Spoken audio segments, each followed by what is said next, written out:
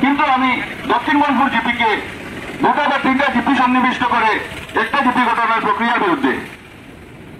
আমি চাই এই ধরনের মন গড়া প্রচার বাতিল হোক এবং আমাদের সমষ্টিতে আগে যেভাবে জনসংখ্যা বহাল ছিল, প্রত্যেক জিপিতে সমান তালে জনসংখ্যার উপর ভিত্তি করে জিপি গঠন করা হয়েছিল, ঠিক তদ্রূপভাবে জিপি গঠন করা হোক।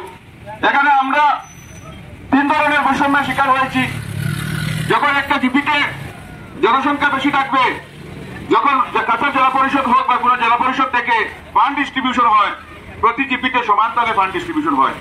যেখানে 4200 জিপি 10 লক্ষ টাকা যদি পায়, 18,000 জনসংখ্যা আলাদা জিপিও 10 লক্ষ টাকা পাবে। সুতরাং 18,000 জনসংখ্যা টাকার জিপিগুলোতে উন্নয়ন মার খাবে, মানুষের ক্ষতি হবে। যদি ডেভেলপমেন্টই না হয় তাহলে জিপি নির্বাচিত করে কি লাভ হবে, এপি নির্বাচিত করে কি লাভ হবে, জেলা পরিষদ নির্বাচিত করে কি লাভ হবে।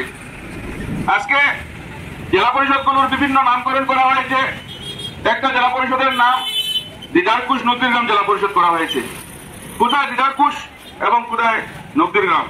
নিয়ারেস্ট জিপি দক্ষিণ মনপুর, যেটা নদীর ওই পারে, ওইটাকে আবার কাজীডহর এবং কাপ্তানপুর জেলা পরিষদের সাথে সংযুক্ত করে একটা জেলা পরিষদ গঠন করা হয়েছে। কোথায় কোন জিপি, কোন মানচিত্রের কোন। আমি সমগ্র ভারতবর্ষের স্বাধীনতা এনে দেবো। আপনারা দেখুন ইতিমধ্যেই বসে আছেন ছোট যুবক, সেক্ষেত্রে আমাদের সোনাইয়ের অস্তিত্বকে আমরা রক্ষা করতে পারবো না। আমরা মুদ্রাও পিছপা হবো না। আমরা অনুরোধ করতে চাই কাছাড় প্রশাসনকে, আপনারা দয়া করে ফাইনাল লিস্টে আমাদের সোনাইয়ের অস্তিত্ব রক্ষা করুন। আমাদের সোনাইয়ের অন্তত পক্ষে 24টা জিপি অক্ষত অবস্থায় আপনারা ঠিক করে দিন, নতুবা আমরা কোনো অবস্থায় মানব না। আমরা আজকে সার্কেল অফিসারের সামনে বসে আমরা প্রতিবাদ সাব্যস্ত করছি, অবস্থান ধর্মঘট করছি।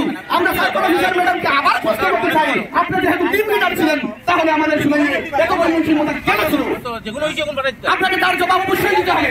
আমি প্রশ্ন করতে চাই শুনাই ডেভেলপমেন্ট ব্লকের বিডিও মহোদয়কে, উনি যেহেতু ডিমিনিকেশন গ্রুপে ছিলেন, টিমে ছিলেন, তাহলে আমাদের শুনাইয়ের দিকে এভাবে কেন হলো? আপনারা চিন্তা করে দেখুন, কোন একটি ডিপিতে গ্রুপ এলাকা, যেটা গ্রুপ সদস্যের এলাকা রয়েছে, সেই এলাকা মাত্র 280 জন নিয়ে করা হয়েছে। আবার অন্য ডিপিতে করা হয়েছে 1935, 2037, এভাবে কেন করা হলো? সেটা কোন পরিকাঠামোয় পড়ে, সেটা কি জন্য করা হলো, সেটার জবাব আমরা অ্যাডমিনিস্ট্রেশনের পক্ষ থেকে চাই। আমাদের সাথে এত বৈষম্য কেন? তা আমরা কোন অবস্থায় মেনে নেব না। আমরা আজকের এই মঞ্চ থেকে আবারও জেলা প্রশাসনকে অনুরোধ করছি, আপনারা দয়া করে আমাদের সোনাইয়ের এই খসড়া তালিকা সংশোধন করে উপযুক্তভাবে একটি তালিকা আপনারা ফাইনাল ডিলিমিটেড হিসাবে বের করুন। ধন্যবাদ। সোনাই সমষ্টির 24টা জিপিকে কর্তন করে 18টা জিপি করা হয়েছে। যার ফলস্বরূপ যে সমস্ত জিপিগুলা কর্তন করা হয়েছে, সেই জিপিগুলার এবং 18টা জিপি করা হয়েছে, এবং 18টা জিপি হওয়ার ফলে জিপিগুলিতে জনবিন্যাসে অনেক সমস্যা দেখা দিয়েছে এবং ওভার পপুলেটেড হয়ে গিয়েছে। কোনো জিপিতে আমরা দেখেছি 4000-এর নিচে। এসওপিতে বলা হয়েছে যে 8500 থেকে 11500 হওয়া উচিত, কিন্তু আমরা দেখেছি কোনো জিপিতে 4000 পপুলেশন দেওয়া হয়েছে, কোনো দিকে 12000 দেওয়া হয়েছে, কোথায় 13000 দেওয়া হয়েছে। তা অত্যন্ত দুঃখের বিষয়। এবং আসাম পঞ্চায়েত রাজ অ্যামেন্ডমেন্ট অ্যাক্টে পরিষ্কারভাবে বলা হয়েছে যে এই যে জনবিন্যাসগুলো যাতে সব কিছু দেখে ডিলিমিটেশন তৈরি করা হয়। তাছাড়া density of population, geographical boundary, compactness, natural barrier, সেগুলো দেখা উচিত, কিন্তু সেগুলো সম্পূর্ণরূপে দেখা হয়নি। তাই আমরা প্রতিবাদী ঐক্যের মঞ্চে আজকে আমরা এখানে অবস্থান ধর্মঘটে উপস্থিত হয়েছি।